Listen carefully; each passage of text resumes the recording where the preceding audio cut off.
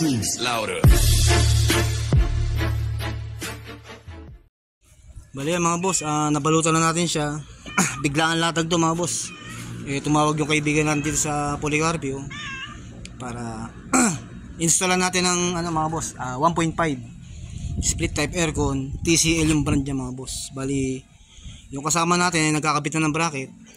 Binalutan natin yung tubing niya mga boss. Kasabay na rin yung royal cord na tricolor mga boss para sa line 1, line 2, tsaka signal. Pasobra na lang ako, mas maigi na yung pasobra kaysa lugtong. Ayan mga boss, papasok namin sa loob do habang nilalayout yung outdoor dito yung mga boss sa Policarpio. Buti na maliwanag dito sa labas, kaya dito ako nagbalot ng high side tsaka low side nya mga boss sa tubing connection. Tayo sa loob tayo mga boss.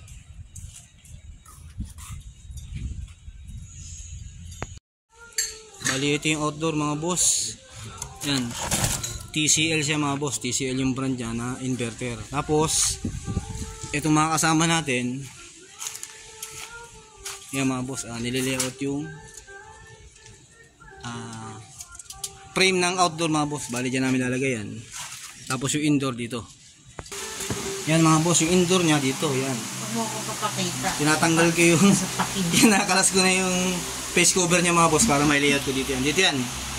Bali outdoor niya, dito ko patadaanan yung tubing niya mga boss. Ito yung binigay sa akin eh. Layout natin dito mga boss. Akala niya lang yun. Dismantle muna natin to. Layout natin dito para salubong kami ni mga kasama ko sa labas. Dito kinakabit yung outdoor mga boss. Gabi yan. Anong oras natin Abi? Malay ko. Alas 7? Alas 7 may gitna mga boss. Galing sa trabaho. Diretso tayo rito mga boss. Diretso tayo rito mga boss. Kaya stay tuned mga boss. Dismantle natin to tapos layoutan dito yung frame niya mga boss. Bali yan mga boss, naikabit na namin yung outdoor unit niya. Tapos sa indoor tayo mga boss. Nakakabit na yung gauge manifold natin mga boss. Bali naka-connect na rin si tubing mga boss. Magli-leak test tayo mga boss. Pagka nag-success na yung leak test, kukulik na natin yung electrical connection niya mga boss. Nagpasobra na lang ako para in case talagang sakto-sakto lang mga boss. Bali cordless pala gamit ko mga boss na number 12 yan mga boss. Okay na tayo rito.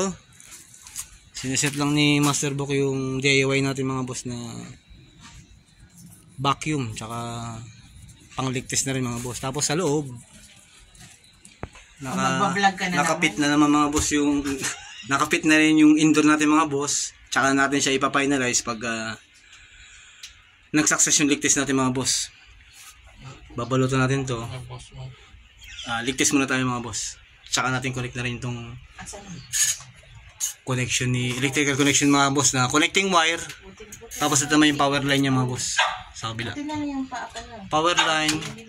Tapos connecting line mga boss. Yan. Number 12 na 12 cord gamit natin mga boss. Na tricolor. Kaya hindi tayo maliligaw. Pang line 1, neutral, tsaka signal mga boss. Okay tayo dyan. Proceed tayo sa leak test mga boss. Yan mga boss. Bali ongoing pa rin yung leak testing natin mga boss. Hindi natin siya ipa-finalize hanggat di tayo satisfy sa leak test na ginawa natin mga boss.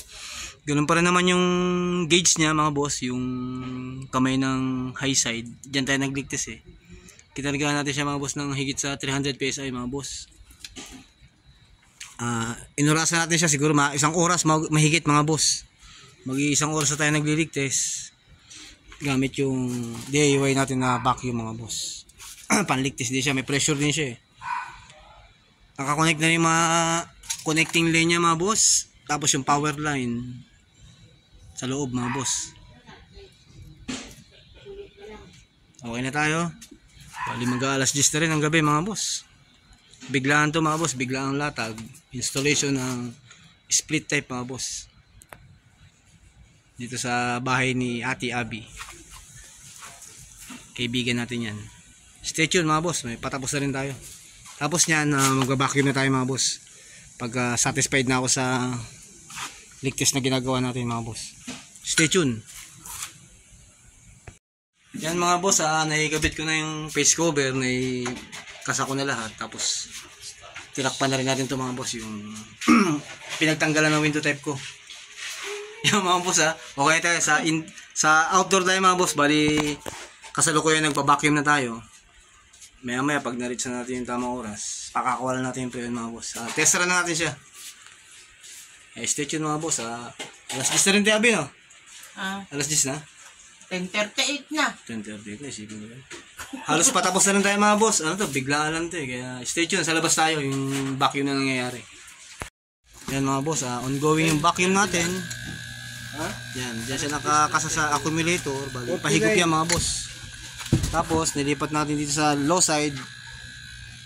Pag na-reach na niya yung 30 inch mercury mga boss, yan, malapit na rin siya. Magte 30 inch mercury. Negative 30 inch mercury. Ilalak muna natin yung vacuum natin mga boss, yung manifold gauge. Tapos konting monitoring kung babalik yung kamay ng manifold gauge natin mga boss. Possible may leaking pa, kaya panibagong proseso yung mga boss. Pag success tayo dyan, pakakawalan natin yung pre natin mga boss. Tapos test run natin siya.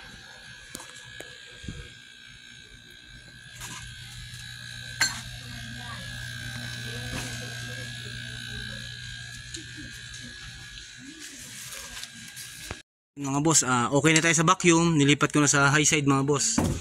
Kasi ano to, inverter to na R30 to yung karga niya, kaya sa high side tayo magbabasa mga boss. Nilipat ko na dyan. Nakasara lang to. Papakawalan natin yung pre-on mga boss gamit yung alin. Kasi nakakulong pa yung pre-on dyan mga boss. Pag ay mga bago yung mga unit, may matic, may initial na kargang pre-on na yung mga boss na ready to use na. Install na talaga. Sa ngayon mga boss, okay na tayo. Nakakasa na yung gauge natin. I-release natin yung pre-on mga boss. Pangawak. Okay tayo dito, nakasara.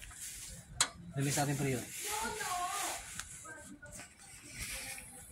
Yan, umaakit yung gauge natin. Bali, standing pressure pa lang yung mga boss.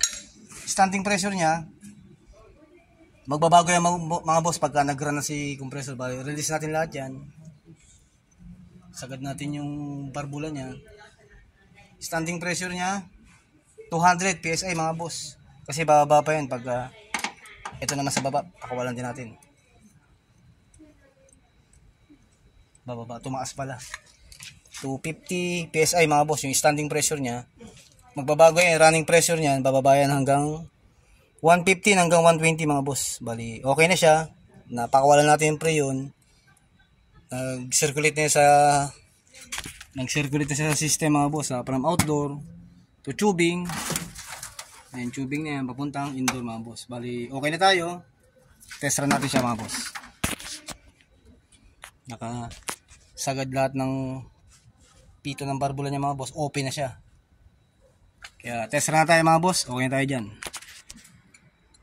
Kaya mga boss, bali test run natin sa unit. Okay na tayo sa outdoor. Sa indoor tayo mga boss. Naka-plug na rin siya. Yan mga boss, activate na si aircon. I-switch na natin siya gamit yung peki nating remote mga boss. Yan. Ayun na pala. Fire! Yan mga boss, bali siya yung unang under niya. Waiting tayo ng konti kasi may late ng response si outdoor. Maya maya bubuga na yung mga boss. Yan. Malamig agad Hindi, maya pa yan. Pan pa lang muna yan, pan. Pan lang muna. Pumanda na si compressor sa kabila mga boss. Start na ng circulation ng pre-on ng mga boss. Iikot na yung pre-on nun. Kaya sa ngayon, naka-standby lang si pre-on. Pag bumamba si compressor mga boss, be-build up na ng lamig yung mga boss. Kaya yun lang mga boss. Inabot tayo ng gabi Gabi, anong oras na? May 11 10:59. 10:59. Yan, stay tuned lang mga boss. Bali, waiting lang tayo ng konti. Nakaset naman siya sa cool, sa indicator ng remote. nakaset sa cool. 23, baba natin sa temperature.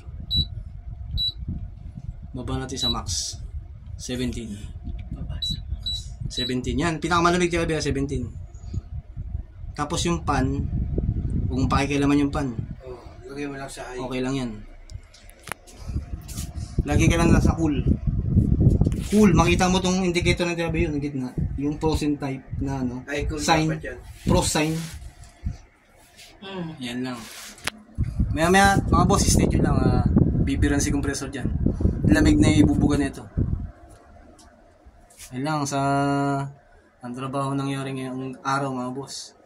Galing sa trabaho, diretso installation tayo mga boss. Ayan, may lamig na, Tiabi, may konti na. Bumibira na yung ano, nag-circulate na yung preamp, bumubomba na si compressor. May bintana kayo doon. May lamig na naman, may build up dyan mga boss. Yun yan, aabutin yan, no? Buksan mo lang yan. Yan, may Paano lumamig yung mga kabilang may lamig na May bintana pa po. Ayan. Pero yun lang mga boss, ang trabaho nangyari ngayong araw. Hindi, wag mo lang. Yan. Aabutin lamig yan. Installation ng TCL mga boss. 1.5 inverter mga boss. 1.5 horsepower. Lamig oh. Ganda. Oh, ganda na lamig oh. Abot ka na dyan. Ramdam mo yung lamig. Hindi pa nakababa ng steel lobby. May swing naman dyan eh. Hanggang sa muli, natin Abi. Sa ating Uber. Miss, May lobby. Miss Para sa higaan tumama. Ano mo sa 20? ito, Di ba swing. 24 po? Swing. Sige, may swing ka. Yan. Yung lubat. Abi, sa taas, yung up and down. Tapos ito sa gitna, yung sa loob, may luber sa loob eh, no? Gagano, no? Tapos itong nasa taas na luber, up and down ng luber, yan. Lamig na. Ito nasa taas, sa baba, yun sa loob, ito. Ito. Mas maganda yan sa window type. Ito isang luber sa loob, Jabi. Ito yung pangalawang luber. Kaya masaya nga talaga ako, siyempre, nagka-window ako eh. Oo. Hanggang sa muli mga boss, ingat tayo palagi. God bless atin lahat. Panoorin mo Jabi bukas ha, upload ko to. Ito yung temperature. Pambaba, pag binaba mo, hanggat binababa mo, mas lumalamig. Pag mas mataas. Ay, Nababawasan yung lamig. Pabawasan lamig Nababawasan niya. yung lamig. Pagmataas. Temperature niya. Kailangan ibaba Ingat mo. tayo palagi mga boss. At God bless atin Yung lahat. naka-20, Hindi yung malakas sa kuryente pag Inverter yan. Hanggang Hanggang sa muli mga boss. Kada habang tumatagal, Pasok pa tayo bumababa bukas, may duty pa tayo ang bukas. current niya. Yung kinakain niyang kuryente. Ito yung babaw niya, no? pag Bago yan. Habang tumatagal at tumatakbo, 1.5 na TCL mga boss. bumababa ang current niya.